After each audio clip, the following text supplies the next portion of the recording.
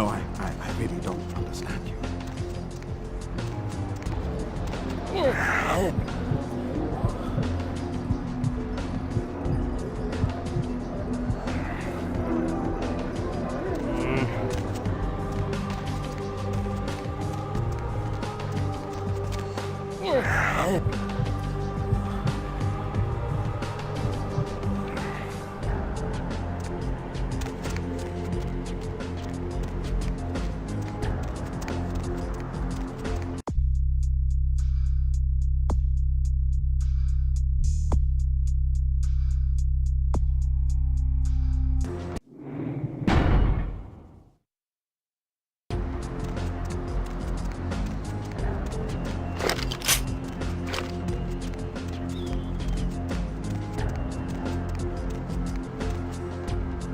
Going somewhere?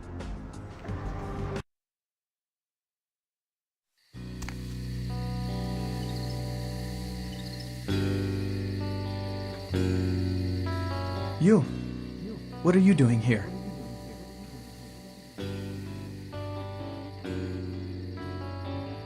Out now. You should get out of here. This place is bad news. Pardon me.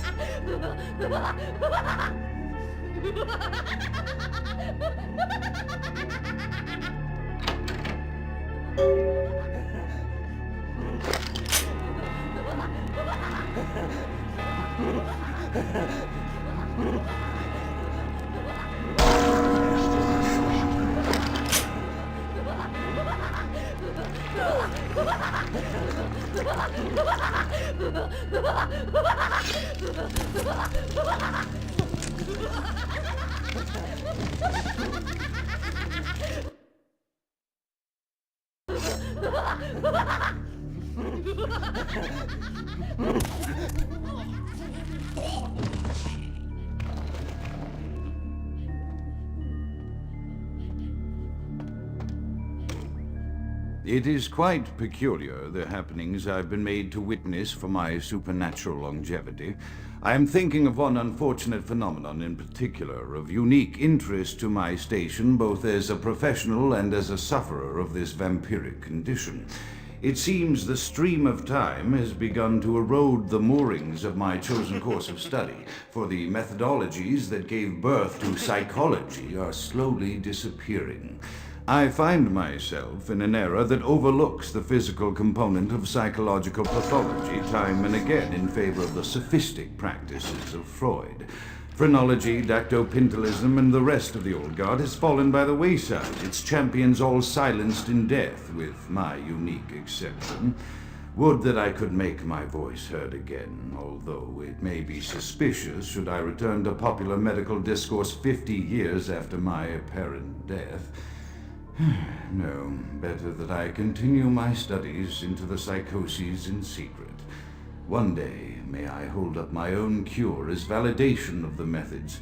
I am confident no cure for my condition, or that of my beloved wife, lies within our figurative minds, waiting to be unlocked by the correct combination of memories recovered from our childhoods.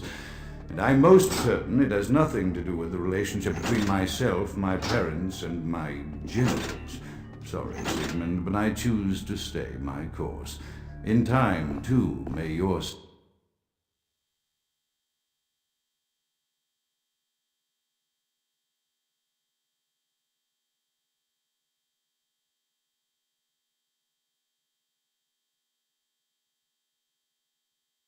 star fade and disappear.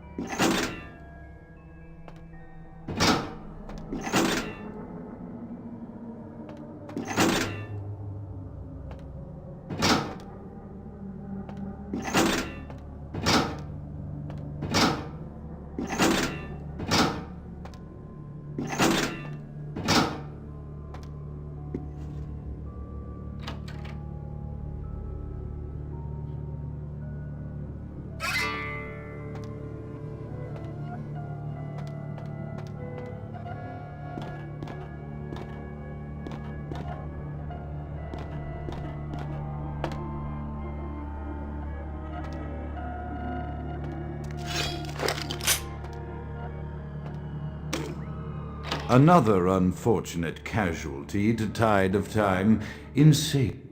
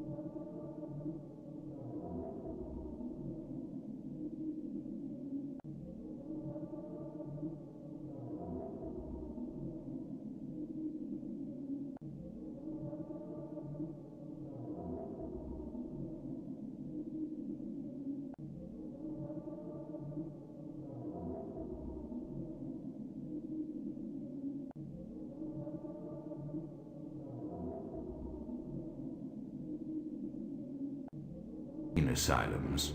I lament their loss not only as brokerage houses for the breadth and depth of human psychoses, but also I shall mourn the disappearance of that peculiar environment present only in an insane asylum.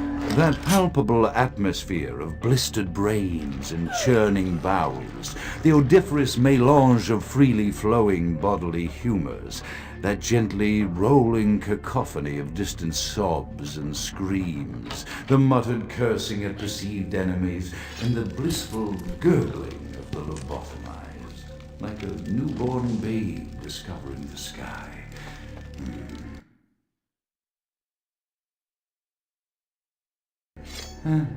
I shall still find test subjects as surely as I find bloody sustenance in the night, but this climate, I fear, may never be replicated.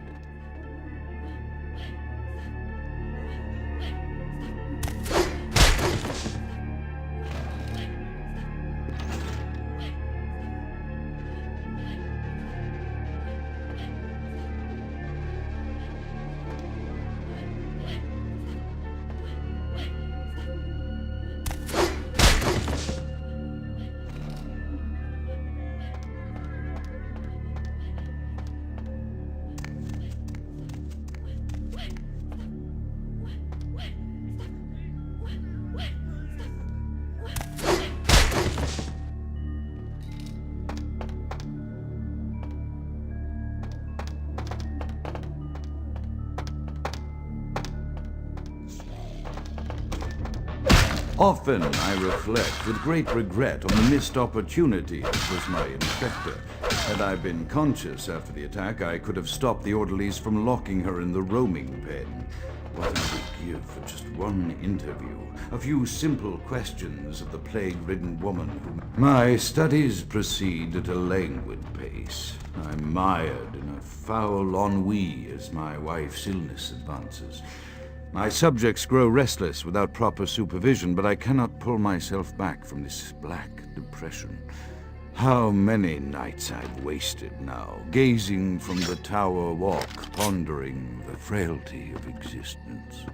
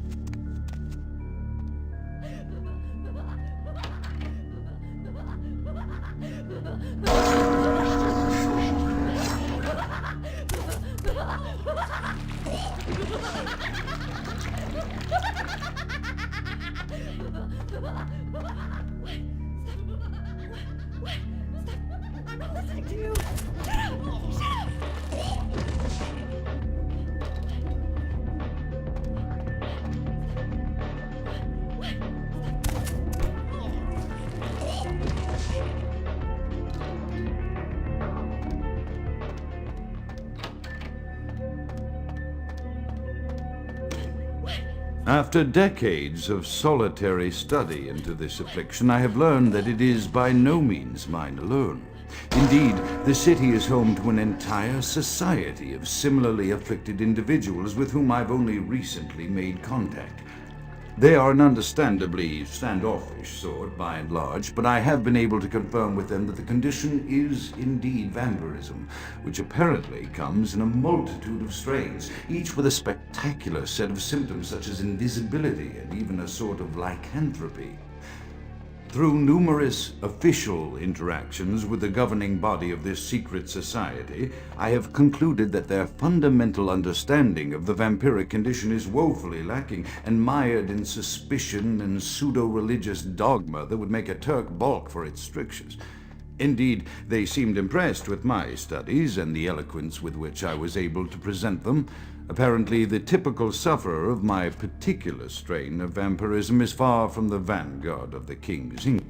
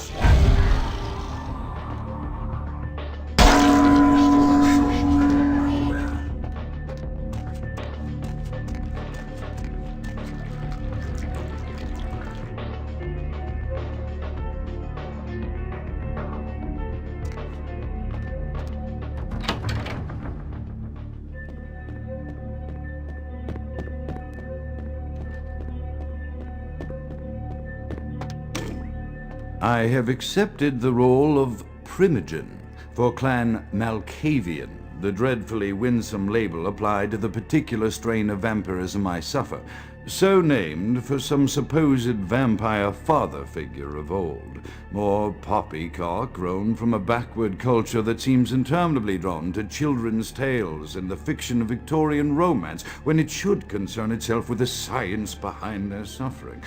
No matter. For I have taken this office for no greater reason than to advance my research.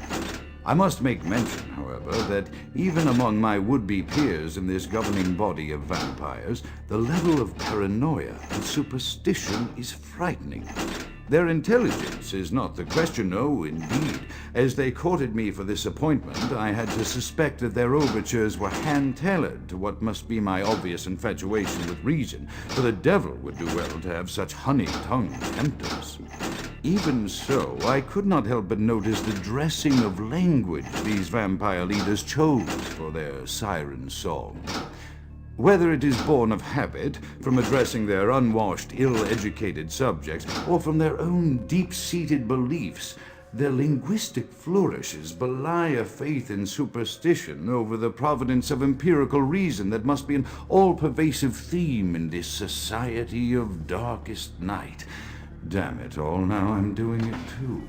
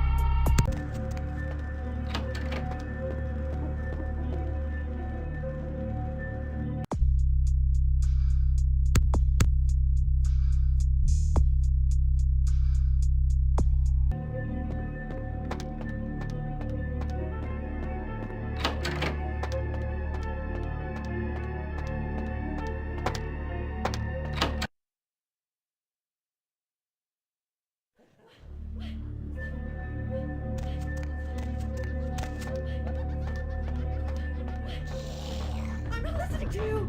Shut up! Shut up!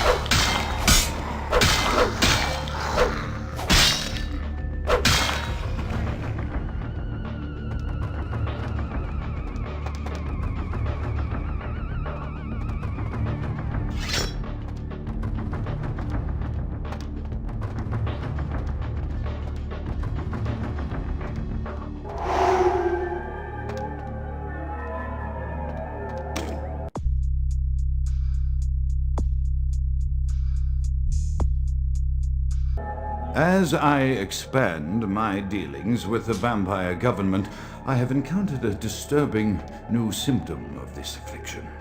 Frequently, in conversation, I will hear voices emanating from other vampires, voices that are not their own, but which seem to have insight into their lives beyond what I could gather from simple conversation.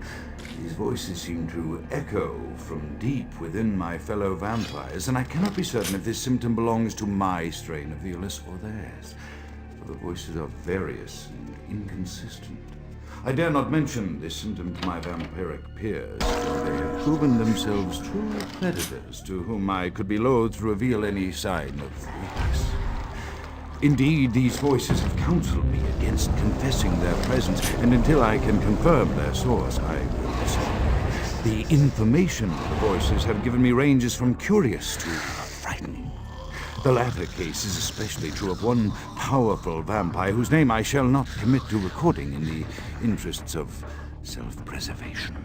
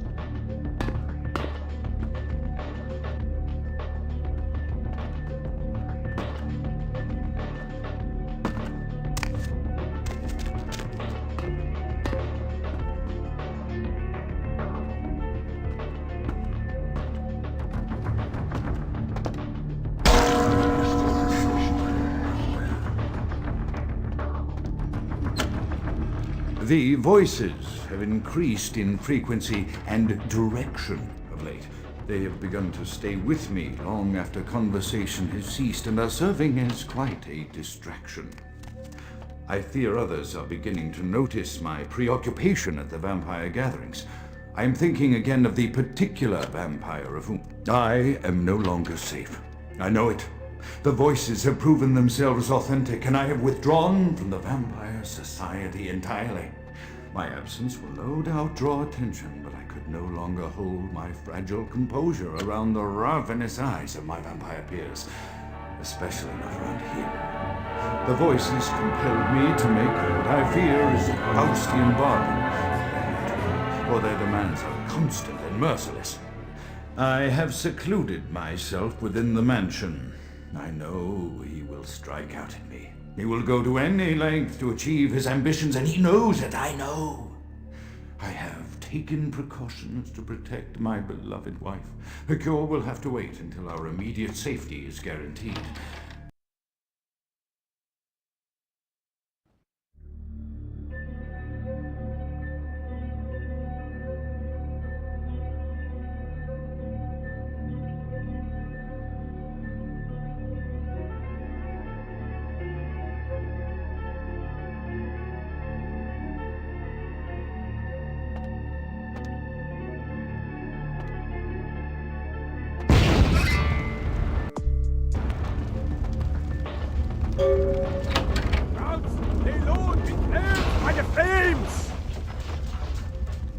Count is dead? Pity it could not be by my hand. No matter. Soon your self-made kings and false prophets and all who bear the mark of the beast will be washed from the earth for the coming of the Lord.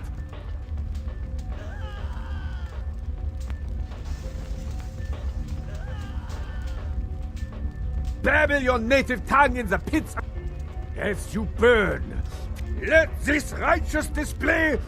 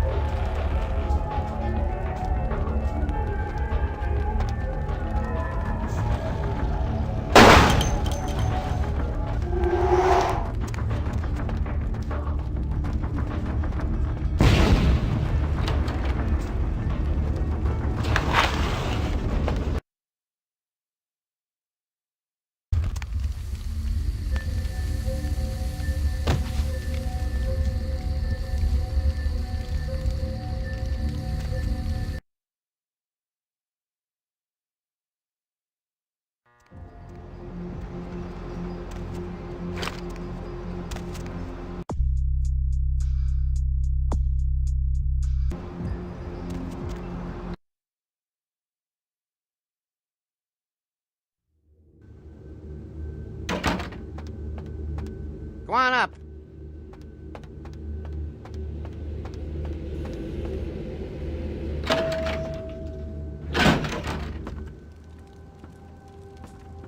The Primogens still haven't been contacted by Grout. Grout's dead? What?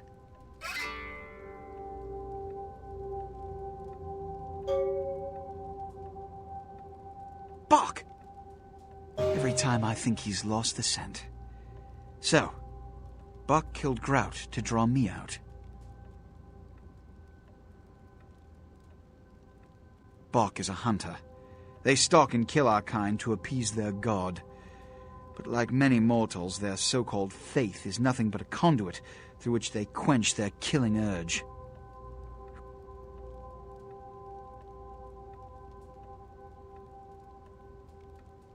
Let you finish. With whom do you presume you're speaking? Look at me. Are you sure it was Nines Rodriguez? Because if it was, the consequences... Do you know where this might lead?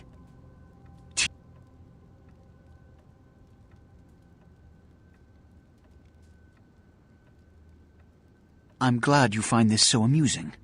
I don't. And do you know why? It means... Under most circumstances, I would call a blood hunt on the murderer immediately. However, the anarchs of this city may interpret such an action to be a declaration of war. I do not want a war with them. This decision will take some time. I need to confer with the Primogen on this.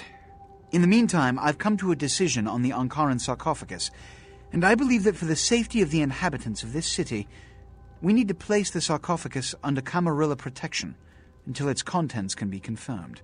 You don't like me. I can be a bit harsh at times, but you must remember, the responsibility of this city's kindred rests on my shoulders. So naturally, I cannot always be a patient man. This also is very important, so I need to call upon your skill once more. The Ankaran sarcophagus was quietly delivered to the Museum of Natural History a few hours ago. I would like you to bring it back here for safekeeping. Let me finish. The manifest from the Dane shows there was a small box from the same dig on board, but it was listed as missing. Keep an eye open for it. It may have been overlooked. It's crucial we get the sarcophagus in our possession within the next few hours. Here, I'm feeling charitable. Here are the keys to the front door of the museum. The sarcophagus should be in an examination room of some sort. There's a small security staff on site, but I don't want a massacre. Mortals are just as easy to deceive as they are to kill. There is a degree of immediacy attached to this task. Work fast. And, as on the Dane, you are not to open the Ankaran sarcophagus for any reason. Excuse me.